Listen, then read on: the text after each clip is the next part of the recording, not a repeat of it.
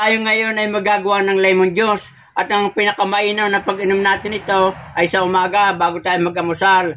Tayo iinom muna ng lemon juice at ating pararaan ng 15 hanggang kalahating oras bago tayo mag-amusal upang sa gayon ay malinis yung ating internal organ at lumakas ang ating immune system. At ito atin ang bibiyakin mga kabayan.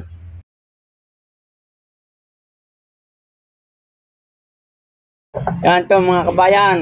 Atin ang ipipiga, napakaganda.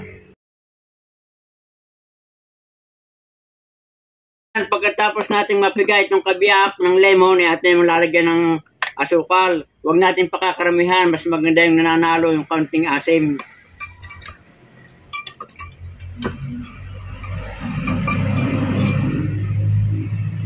Yan ito mga kabayan, iinumin natin yung ating lemon juice at ito ay sagana sa potassium, sa calcium at ito ay mayaman sa vitamin C at ito ay nakakaiwas tayo sa mga iba't ibang uri ng ating karamdaman, nagpapatibay ng ating buto at ito ay pinangangalagaan ng kalusugan ng ating balat. Napakasarap mga kabayan, tamang-tama yung lasa, pangagat na pangagat yung asim at tamis.